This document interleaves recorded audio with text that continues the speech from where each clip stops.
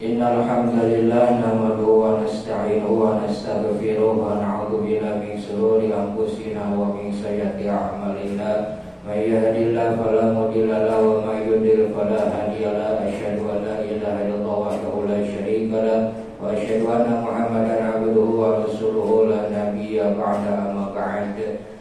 Allahumma shalli ala sayyidina Muhammad wa ala ali sayyidina Muhammad. Faqad qala Allah ta'ala bil Qur'anil Karim, a'udzu billahi minasyaitonir rajim. Bismillahirrahmanirrahim. Wa qadimna ila ma 'amilu min 'amalin faj'alnahu haba'an mansura.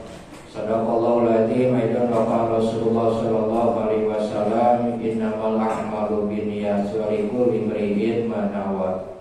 Al-hadis. Para jemaah ahli Jumat ikhwatul iman rahimakumullah, bersyukur kepada Allah Subhanahu wa taala dan mengucapkan alhamdulillah, bersalawat kepada Rasulullah sallallahu alaihi wasallam dengan mengucapkan Allahumma shalli ala sayyidina Muhammad wa ala ali sayyidina Muhammad wa man tabi'ahu bi ihsan ila yaumiddin. Ya ibadallah, ittaqullaha rabbal alamin. Para jemaah ahli Jumat ikhwatul iman rahimakumullah, insyaallah mungkin kurang lebih kita 12 hari lagi akan kedatangan tamu yang mulia, yaitu bulan suci Ramadan. Seperti kita yakini dan sudah tertulis dalam Al-Quran maupun Al-Hadis, bahwasanya di bulan suci Ramadan adalah bulan yang penuh rahmat, bulan yang penuh dengan maghfirah, bulan yang penuh dengan barakah dari Allah Subhanahu wa taala, malahan bulan yang akan dilipat gandakannya pahala oleh Allah Subhanahu wa taala. Maka dari itu hadirin ikhwatul iman rahimakumullah, kalau kita benar-benar merindukan dengan bulan suci Ramadan, kita sadar yang tiap hari kadang-kadang kita tidak luput dalam melaksanakan dosa, maka ketika mendengar bulan suci Ramadan adalah momen bagi kita untuk melunasi atau menghapus dosa-dosa kita yang selama setahun yang kadang-kadang kita tidak sadar untuk melaksanakan dosa tersebut. Para alim ulama pun memberikan contoh, saking rindu dan senangnya ketika mendengarkan bahwasanya bulan suci Ramadan akan datang, beliau selalu berdoa. Di bulan Rajab beliau selalu mengundangkan doa, sehingga beliau mengatakan Allahumma barik lana fi Rajab wa Sya'ban wa balighna Ramadan. Saking rindunya dan senangnya ketika mendengar bulan suci Ramadan akan datang. Maka kalau kita benar-benar orang yang beriman tinggi kepada Allah, kita yang benar-benar sadar atas dosa-dosa yang kadang-kadang kita lakukan tiap hari, maka ketika bulan suci Ramadan akan tiba, kita akan mempersiapkan diri dengan berbagai macam atau dengan beberapa hal. Maka dari itu, kalau kita benar yang mempunyai iman yang sempurna kepada Allah Subhanahu wa taala, mari kita sambut bulan suci Ramadan ini dengan beberapa hal. Di antaranya yang pertama, kita persiapkan ruhiyah kita. Yang artinya apa? Kita jaga hati kita supaya hati kita menjadi suci. Kenapa kita harus menjaga hati kita? Supaya kita ketika beramal bisa menghadirkannya itu niat-niat yang ikhlas. Ketika kita melaksanakan amal-amal nanti di bulan suci Ramadan itu, yaitu dengan penuh karena Allah Subhanahu wa taala, maka kalau ruhiyah kita sudah dijaga, niat kita sudah dijaga, insya Allah kita pun akan merasakan tumaninah dalam ibadah. Kita pun akan merasakan khidmah dalam beramal ketika niat kita benar-benar dijaga. Terus hati kita dijaga dari hal-hal yang apa saja. Di antaranya dari hal-hal yang bisa merusak hati kita. Apa saja yang bisa merusak hati kita? Syekh Hasan Al-Bisri radhiyallahu anhu pernah memberikan isyarat. Di antaranya inna fasadul qulub sitatu asya'. Ada 6 perkara yang bisa menyebabkan hati kita menjadi rusak. Yang pertama kata beliau, awaluha yudhabiru biroja'i taubah. Perkara yang bisa merusak hati kita itu adalah orang-orang yang selalu yaitu mengakhir-akhir dalam bertobat. Orang-orang yang selalu menunda-nunda dalam beramal kebaikan, inilah hal yang bisa merusak hati kita. Sedangkan kita pun sadar yang namanya ajal selalu mengintai kita. Sebagaimana Allah Subhanahu wa taala memberikan isyarat dalam Al-Qur'an, "A'udzubillahi minasyaitonirrajim. Wa likulli ummatin ajalun idza ja'alahum la yastakhiruna sa'ata wa la yastaqdimun." Tatkala ajal sudah mendekati kepada kita, sudah tiba di dalam diri kita, ajal tersebut tidak bisa di akhir-akhir ataupun tidak bisa didahulukan. Artinya apa? Tidak mandang yang tua, tidak mandang yang muda, tidak mandang yang sakit ataupun orang yang sehat. Ketika ajal sudah tiba, dia harus rela untuk menerimanya. Maka dari itu, yang pertama yaitu hal yang bisa merusak hati kita adalah orang-orang yang selalu menunda dalam beramal kebaikan. Yang kedua, kata Syekh Hasan Bisri, hal yang bisa merusak hati kita adalah wa ya'lamuna ilma wa la ya'malun. Orang-orang yang tahu tentang apa ilmu, bahwa bahwasanya perkara tersebut apa baik, tapi dia tidak beramal dengan kebaikan tersebut. Dia tahu tentang apa istimewanya tentang Al-Quranul Karim ketika dibaca, bahwa dia tahu tentang apa istimewanya bagi orang yang bersedekah, dia tahu tentang kewajiban dalam melaksanakan zakat, dia tahu tentang apa keistimewaan dalam sholat berjamaah dan yang lain-lain, tapi dia enggan untuk melaksanakannya. Kalau orang tersebut tidak mau melaksanakan apa yang ilmu dia sudah dapat, dia sering ikut kajian tentang apa yang haram, dia tahu apa yang halal, tapi dia tidak mengamalkan hal-hal tersebut, maka dia tergolongkan orang-orang yang mendapat kerusakan dalam hatinya. Jadi yang kedua, dia tahu tentang ilmu perkara baik yang halal atau yang haram, tapi dia tidak melaksanakannya. Itulah hal yang bisa merusak hati kita.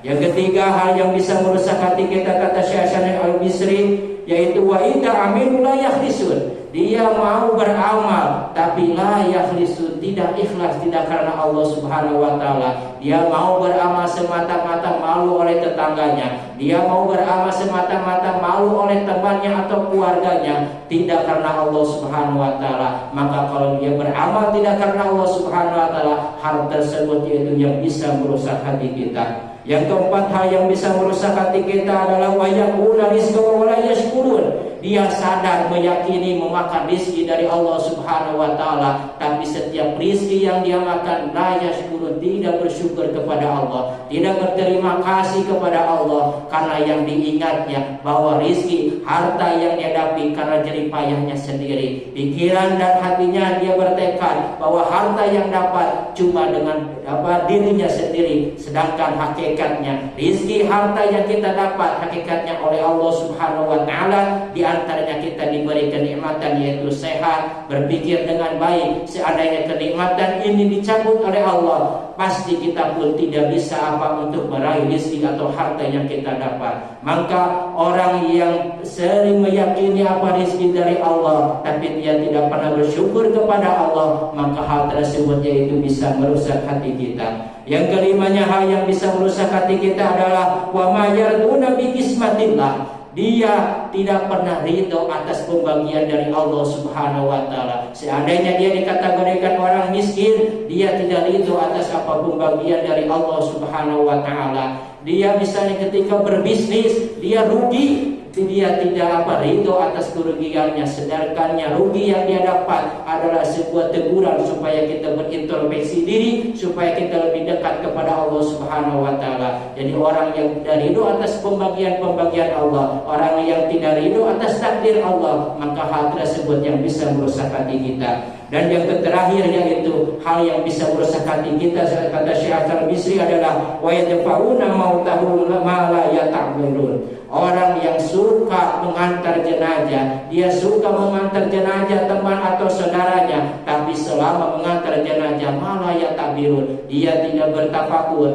dia tidak bertasbih yasbiro, tidak mengingat bahwasanya dia pun akan menyusul. Sedangkan sebaliknya, kalau seandainya orang dzikrul maut senantiasa yaitu mengingat mati, dia akan memberikan motivasi dalam ibadah, dia pun akan ziyadu taat, itu bertambah-tambah dalam ibadah kepada Allah Subhanahu wa taala. Tapi sebaliknya, kalau seandainya orangnya cuma cuek, cuma mengantar cara jenazah, maka tidak ada terserat dalam hatinya untuk berpikir meningkatkan ibadah, maka hal tersebut yaitu hal yang bisa merusak hati tersebut. Itulah 6 perkara yang bisa merusak hati kita. Maka dari itu, momen kita menyebut bulan suci Ramadan, mari kita jaga hati kita dari hal-hal yang bisa merusak hati kita. Sebagaimana Rasulullah SAW pernah mengingatkan, rubba amalin sagirin tadibuhu niat wa rubba amalin kabirin tasgiru niat. Betapa banyak amalan yang tampaknya sepele namun menjadi besar pahalanya disebabkan niatnya yang benar, dan sebaliknya juga begitu banyak amalan berpahala besar namun menjadi tidak bernilai disebabkan niatnya yang salah. Jadi yang pertama, mari kita siapkan ruhiyah kita atau niat kita. Yang kedua, untuk menyambut bulan suci Ramadan, persiapkan amaliyah kita. Artinya apa? Kita harus mempunyai target, karena akan tidak tahu apakah Ramadan ini terakhir untuk kita atau misalnya kita bisa bertemu lagi dengan Ramadan yang tahun depan. Maka persiapkan amal kita, anggap Ramadan ini yang terakhir. Kita punya target misalnya mencapai pengen Ramadan sekarang menghatamkan Al-Quran 30 juz. Kita siap hadir selalu bersedekah, ikut tajil atau misalnya yang lain-lainnya. Maka target-target tersebut perlu disiapkan agar menjadi panduan dan motivasi kita selama berada di bulan suci Ramadan. Dan yang terakhir, kalau kita benar iman kepada Allah, sambutlah bulan suci Ramadan dengan persiapan yaitu ilmiah. Artinya persiapkan ilmunya. Apa tujuan kita persiapkan ilmu? Tujuannya supaya kita merasakan nikmatnya dalam ibadah, manisnya di dalam ibadah, dan amal kita pun tidak berteburan seperti pasir yang berteburan, artinya tidak ada manfaatnya. Sebagaimana Allah Subhanahu wa taala memberikan gambaran yaitu dalam surah Al-Furqan, yang mana firman Allah Subhanahu wa taala, "A'udzubillahi minasyaitonir rajim wa qadimna ila ma'amilu min amalin faj'alnahu haba'an mansura." Yang artinya, dan kami hadapi segala amal yang mereka kerjakan, lalu kami jadikan amal itu bagaikan debu yang berterbangan. Artinya orang yang beramal tanpa ilmunya. Dan Umar bin Abdul Aziz pun beliau memberikan isyarat, man abadallahu bighairi ilmin kada ma yusidu aksaru mimma yusli. Yang artinya, siapa yang beribadah kepada Allah tanpa didasari dengan ilmunya, maka kerusakan yang berbuat lebih banyak daripada yaitu kemaslahatan yang dia peroleh. Artinya, orang yang beribadah tanpa ilmunya, yang dia dapat lebih banyak kemadaratan daripada kemaslahatan. Hadirin ikhwatul iman rahimakumullah, inilah setidaknya 3 persiapan yang dapat kita lakukan sejak sekarang. Mari kita jadikan Ramadan tahun ini sebagai Ramadan terbaik kita. Jangan sampai kita termasuk golongan orang yang didoakan malaikat Jibril dan diaminkan oleh baginda Rasulullah SAW, yaitu golongan orang yang merugi ketika menjumpai Ramadan tapi dia tidak diampuni dosa-dosanya oleh Allah Subhanahu wa taala. Na'udzubillahi min dzalik. Barakallahu wa lakum fil Qur'ani wa dzikril hakim wa taqabbal minni wa minkum tilawatahu innahu was-sami'ul 'alim.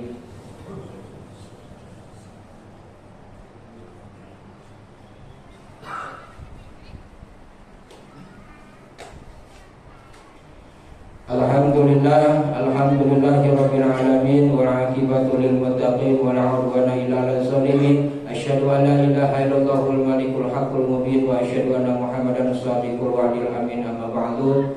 Wa ya ibadallah taqullaha rabbal alamin wa'budullaha mukhlishina lahu din wa'budullaha hatta yatiyakumul yaqin. Faqad qala ta'ala fil Qur'anil Karim, a'udzu billahi minasyaitonir rajim. Innallaha wa malaikatahu yusholluna 'alan nabi ya ayyuhalladzina amanu shallu 'alaihi wa sallimu taslima. Allahumma shalli 'ala sayyidina Muhammad wa 'ala ali sayyidina Muhammad. Allahumma shalli wa sallim wa barik ajmain. Amin ya Allah ya rabbal alamin. Allahumma ghfir lil muslimin wal muslimat wal mu'minin wal mu'minat al ahya'i minhum wal amwat.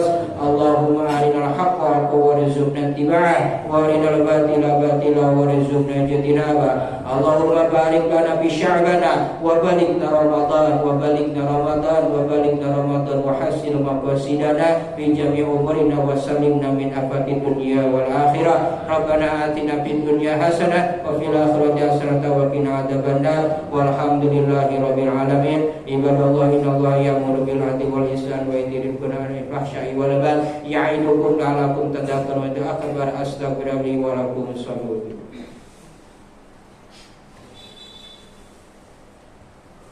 Allah